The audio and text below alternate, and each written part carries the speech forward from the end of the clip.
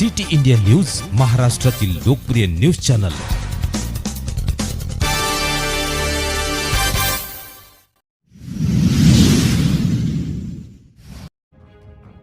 श्री संताजी अखिल तेली समाज संघटन छत्रपती संभाजीनगर माननीय तहसीलदार मार्फत माननीय मुख्यमंत्री साहेब यांना श्री संताजी आर्थिक विकास महामंडळ महाराष्ट्र कार्यान्वित करण्यासाठी निवेदन देण्यात आले।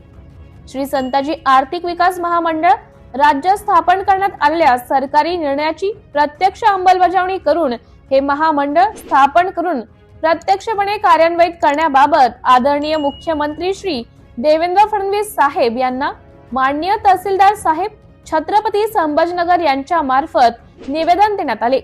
नुकतेच काही महिन्यांपूर्वी पार पडलेल्या विधानसभा निवडणुकीच्या अगोदर राज्यातील समस्त तेली समाजाच्या विकासासाठी तेली समाज मतदाराला दिलेले आश्वासन श्री संताजी आर्थिक विकास महामंडळाची औपचारिक स्थापनेची घोषणा करून शासन निर्णय पारित करण्यात आला।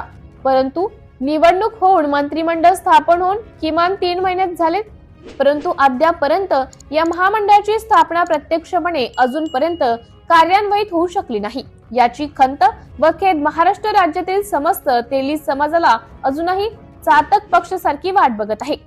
संपूर्ण महाराष्ट्रातील तेली समाज या निर्णयाच्या अंमलबजावणीची आतुरतेने वाट बघत आहे।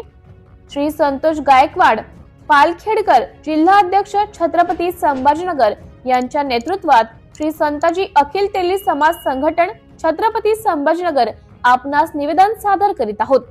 तेली समाजाला दिलेले आश्वासन संघटनेचे सकारात्मक निवेदन स्वीकारून पूर्ण कराल अशी समस्त संघटनेकडून अपेक्षा करीत आहे। संघटनेचे निवेदन देताना संघटनेचे पदाधिकारी बाबासाहेब क्षीरसागर, महासचिव छत्रपती संभाजीनगर, काकासाहेब धारकर, गणेश वाडेकर, बबन धारकर तथा समाज बांधव उपस्थित होते।